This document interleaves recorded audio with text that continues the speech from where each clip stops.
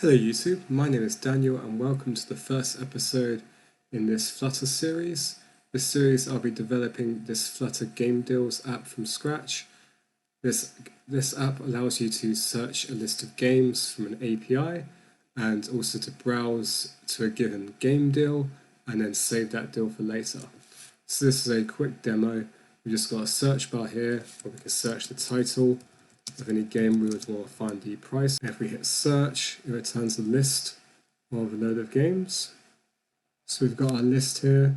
We can browse through it, scroll through it.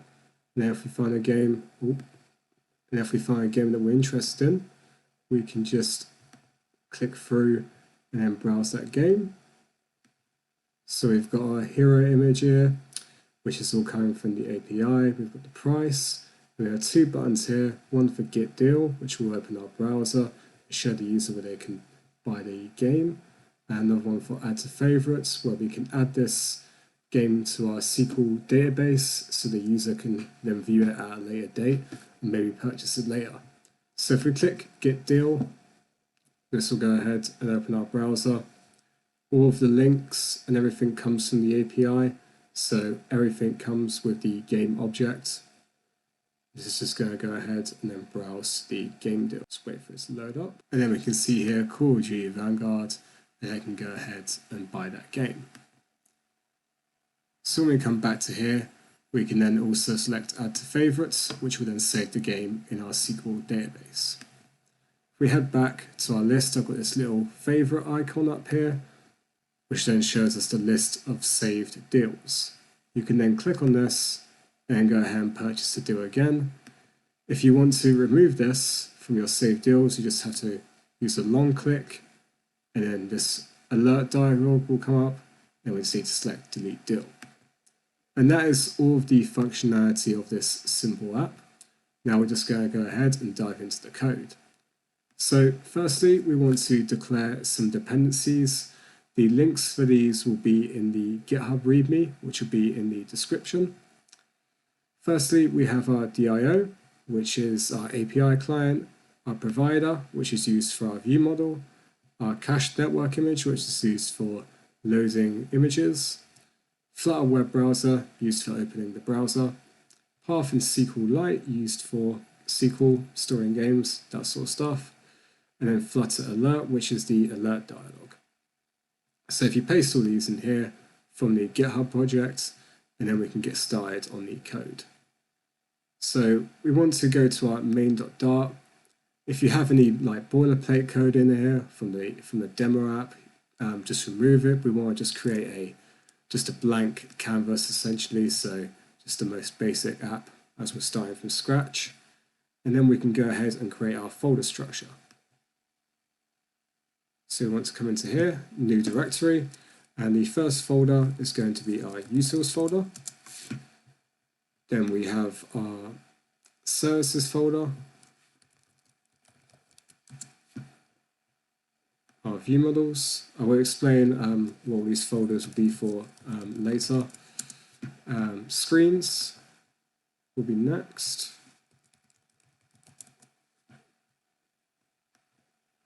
And then there's one more, models. And inside screens we're also going to have another subdirectory, which is going to be widgets. The first class we're going to create is the game model, which is going to contain all of the values needed to create a game object. So the price, the title, the image, that sort of stuff. So we want to select new Dart file and call it game.dart. Then we're going to create a class, so class game, and then we want to start declaring our values. So first we're going to have an int, which could be nullable, which is going to be the ID. This is going to be ID in our database, so we won't actually have it when we're calling it from the API. That's why it needs to be nullable. Next one will be a Boolean value, which is saved, and this is to tell us whether the game is saved in our DB or not. And these need to be semicolons. Then we need to declare some nullable strings. First one is going to be cheapest, which is the cheapest price for the game.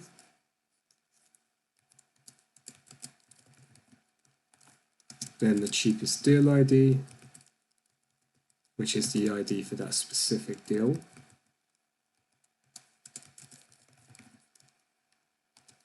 Then external, which is the external name of the game. So this will be what we use on the actual game detail screen.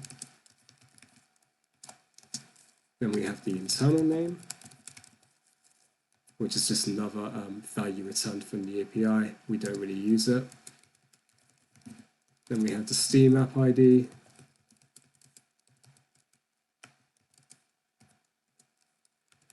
The thumb, which is the thumbnail.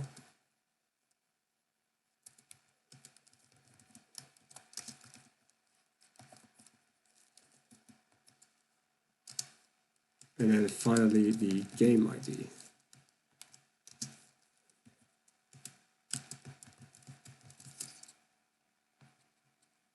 I just need to add a semicolon here and a final one here. And then we need to add in our constructor, which will actually assign these values.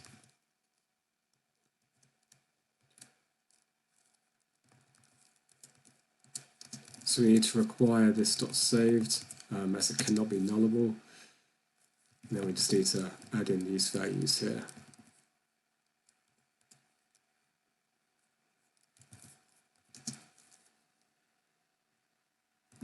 And what this method will do is return a game object from a string map, and this will be used when we're actually retrieving game objects from our DB. So the function name is a game from map, and then it's got a parameter which is a string map.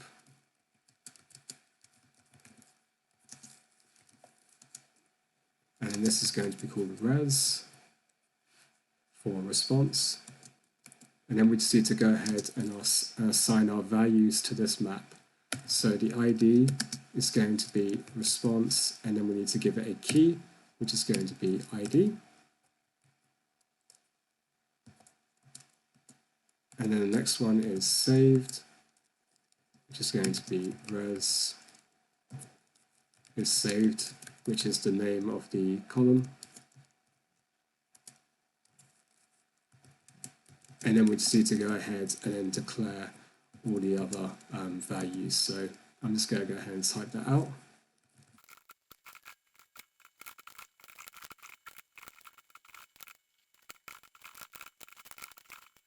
Right, and then once you've mapped out all the values like this, that's the function then done. And then the final function in this class is going to be toMap. So this is converting a game object to a map of strings. So first off, we need to declare what we're returning. So map string and then object.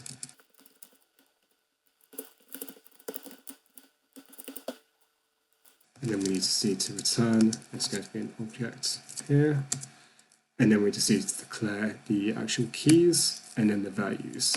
So the first key is going to be is saved, and this is going to default to 1, because if it's being returned from the DB, we know that it's been saved, otherwise it wouldn't be in the DB in the first place.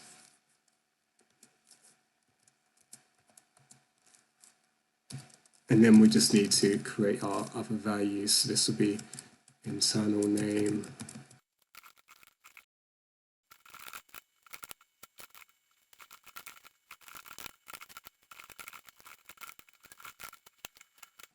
right, then once you've declared all these values, we just need a semicolon at the end. And once we've finished our toMap function, we actually need another one, which is going to be our fromJSON function.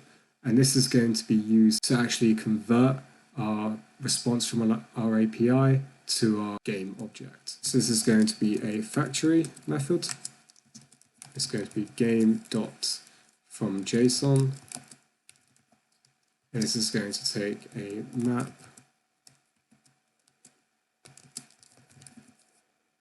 of string and then dynamic, which is going to be called JSON. and then we just need to return a game object from this. So it's pretty much similar to the method above. So firstly we've got saved, and that's going to be false because it's being returned from the API, and then we just go through the other values. So we have cheapest, which is going to be JSON cheapest, and cheapest deal ID.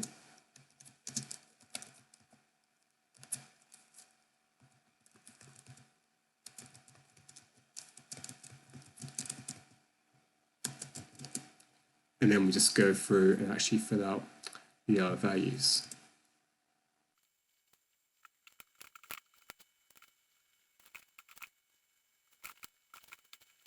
And then once you fill out all these values, we just need a semicolon at the end of here, and that will be the final and this class completed.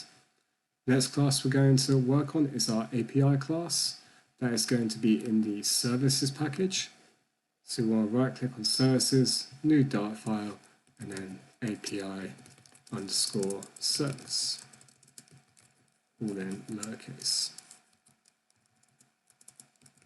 So this is going to be class API service. And before we do this, actually, we need to create our constants. And this is going to be used to get our URL for actually calling the API. So we do need to create it ahead of time. And this is going to be in the utils package. So we need to click on utils, new Dart file, and then constants, all lowercase. So class, constants, and then we just need to declare some static values. So firstly, we need our search URL for actually searching the games. So it's just 3 URLs we need. I'm going to paste these in just to save a bit of time, but it's just some URLs for retrieving the games, going to navigate into a deal, and then a default game image. So I'm just going to copy and paste these in. So firstly here we have our search URL for searching the games. This is done by searching by title. We have the deal URL for navigating to a specific deal using the cheapest deal ID. Then we have the default game image. This is used if the image loader fails to load a certain image, and we just give it a default image just so we can actually show something to the user. And that is all of the constants. So we can go back to our API service class now and start creating. So firstly, we need to create an actual instance of our API clients. This will be our DIO. So for DIO and a new DIO. And we just need to instantiate that. And then we're just going to need to declare the method for actually retrieving these games. So this is going to return a future and a list of game objects. And this is going to be called search games list. And we need to pass a parameter for this, which is going to be the game title. And this is going to be an async function. And firstly, to retrieve games from the API, we need the URL. So we need to declare that now. So string URL equals constants dot search URL plus the game title. Then we need to actually call the API. So this will be final response, which is our API response. That's going to be await dio.get URL. So just .get and then the URL. Now we just need to do a simple if check to see if that was successful. So if response.status code equals 200, and this means we've got a successful response. So we want to declare another final value called result, and that is going to be the data from the response. and then we just want to return that result. And we're going to do this by casting it as an iterable, and then mapping this object. Then we need to pass the game, and then we need to pass this to our game.fromJSON method. And we need to pass our game object here, and then we can convert this to a list, which is our game list, and that's what we're going to be returning. And then we just need to import the game object into here.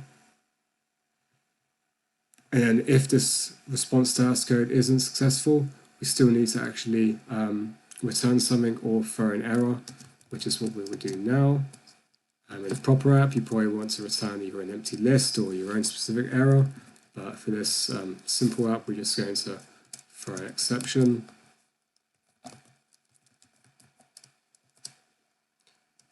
Which is going to be failed to retrieve game list. And that is it for the API. Pretty simple, just one method, just searching the game list and then returning a list of games. And we're still getting an error here for some reason.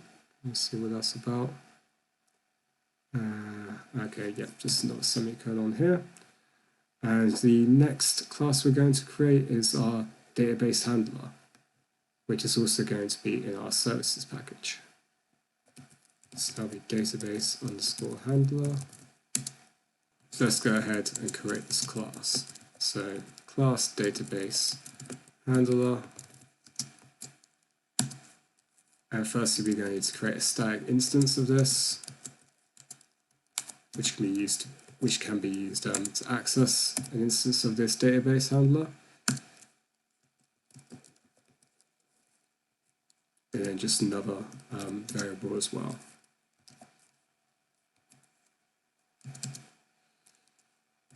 Then we need to create a method to actually initialize the DB. So future database initialize DB. This is going to be an async function.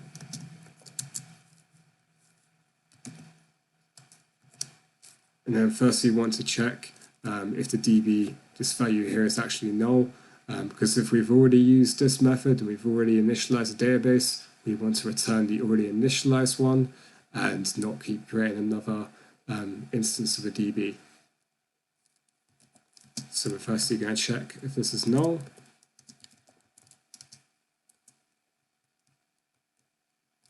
So if it's not null, and if it isn't null, we actually want to return it. We know it's not going to be null at this point, so it's perfectly fine to use the null operator here. It's still complaining. Here we just need to give a semicolon. Then otherwise, we want to go ahead and create a DB and then return it. So to do this, we're going to create a path, which is the path of where we're going to store this DB. So that's going to be wait get database path. Then we want to return open database, and then we need to give our table syntax, which is going to be join path and then the name of the database, which I've called Flutter underscore games DB or .db. Then we have our onCreate method, which is actually going to create our DB. Then we have the database and the version for the parameters. And this is going to be an async method. And then we need to use the await identifier again, database, and then we're going to create execute, and then we need to pass our SQL string, which is going to be create table games, and then we need to actually pass in our values or our column names. So I'm just going to go ahead and paste these in just to save time.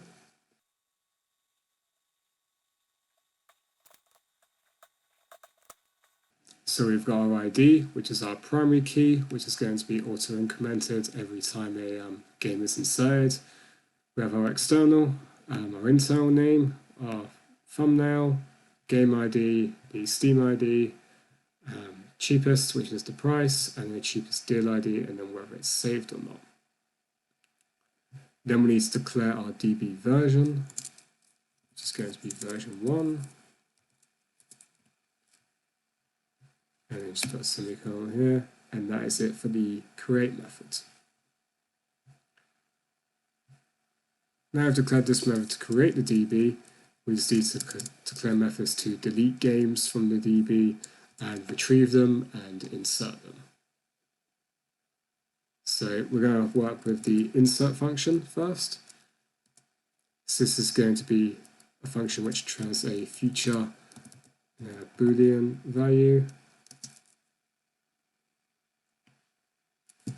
Sorry, it's going to be an int function. It's going to be insert game. The parameter for this is going to be a game object. Game. It's going to be an async object function. And firstly, we need to declare our result. So int result equals 0.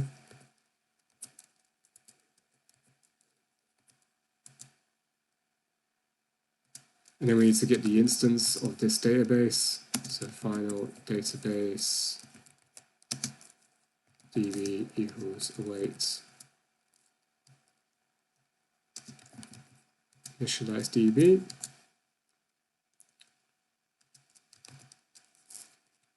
Then we need to actually attempt to insert this game into the database, which is going to be await db.insert. Then we need to give the table name, which is games, and then the value, which is our game object there. And then we just need to return the result. And we also need to import the game class, and now we can actually call our toMap function, because this needs to be a string map here to actually insert it. Next, we need a function for checking whether a game is actually saved or not. This is used on the detail screen. So when a user browses a game from the API, we actually need to check whether we already have it in our DB and whether it is saved. So it's going to be a future Boolean, and it's going to be called isGameSaved. And this is just going to take the game ID. And it's going to be an async function. And we want to do a similar thing to what we've already done. So we want to get the database instance, and now we actually need to run our query. So firstly, we need our column name. Columns in the query need to be declared as a list of strings. So we're just going to go ahead and declare that. So column, and the column name is saved, and we just need to put this into square brackets so it's actually declared as a list. And then we need to actually make our query. So final list map string object. This is going to be our result. Then we just need to create our query. So await db.query, and now we need to give our table name, which is games, our columns,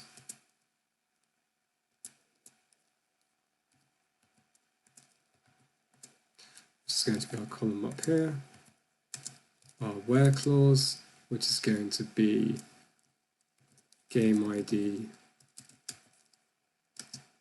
equals the game ID we passed, and then we see the limit, which is 1, and then just a semicolon here, And then we need to check we need to actually get our game object back from this string map here, which will be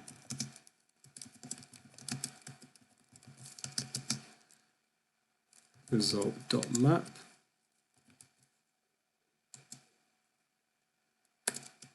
And this will be game.fromMap.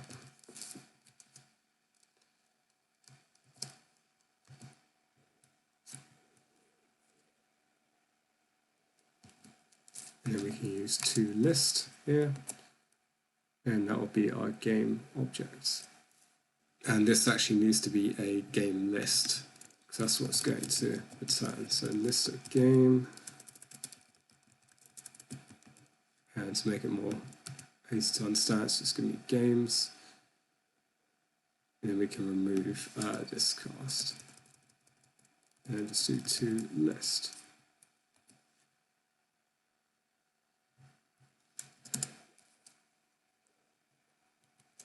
Then we just need to check if the games is empty. So if games is not empty and the game is saved, so we just want the first game. So games and index of 0 dot saved. Then we want to return true, just to say that, okay, the game is in the DB and it is saved. Otherwise, we want to return false.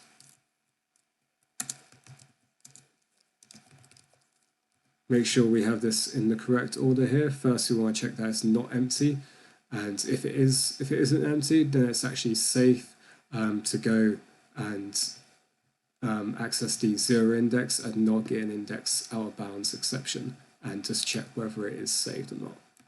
And that is this function done. Next, we need the function to delete a game. So that's going to be a feature, and it's just going to be void because we're not going to be returning anything. And this is going to be called delete game, and we need to pass the string game ID. This is going to be an async function again. And it's pretty simple. We just need to get another instance of our DB. And we just need to do a try catch.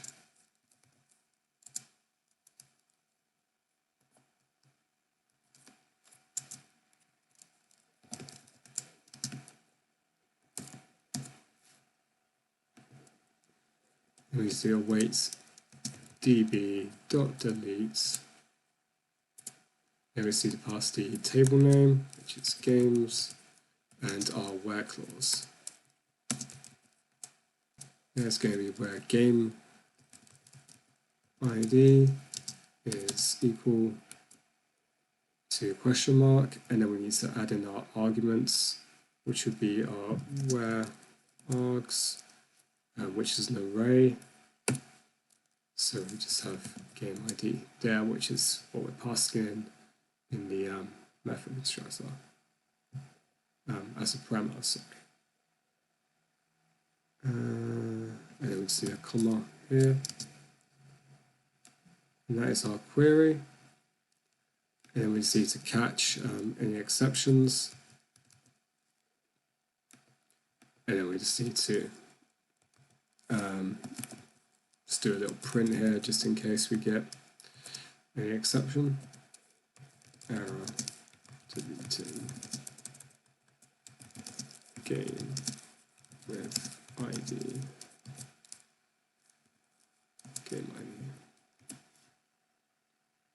That's that, and then we just need to run a little import here, and then we just need another method here for retrieving the list of games, which is going to be another feature method called retrieve games.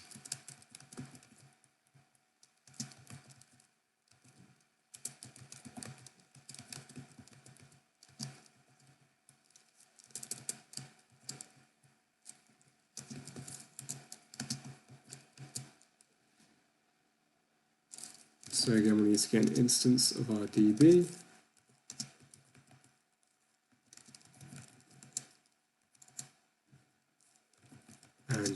list of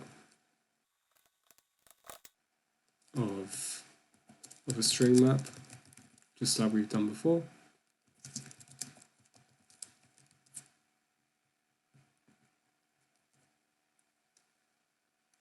This is going to be called query result.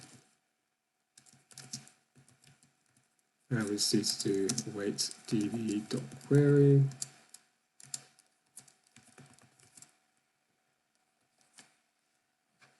Get rid of that table parameter name. Now it's going to return all of the games. And then what we want to do is return that list. So we can do return query result dot map. And we just use game dot from map again. And then to list. And that is retrieving our game list. And we've just got a little red icon up here. We just need to import the path library, and then we just need to create a final method for getting an instance of our database handler. So this is going to be static database handler get instance. And we just need to do if underscore database handler is not equal to null. We want to return the database handler. We just need to add an exclamation mark there because we know it's not going to be null. And otherwise, we want to actually create an instance of this class. So we have two sort of singleton functions here, one for the actual class, the database handler, and one for the actual database. And that is this class completed. So that's going to be the end of this first video in this series. We've set up the project, we've set up our services, the API and the database, and we created our utils. The next part in this series is going to be creating the view models and then hopefully getting onto the screens and the widgets, and that will be the app completed. So thanks for watching the video, and please subscribe.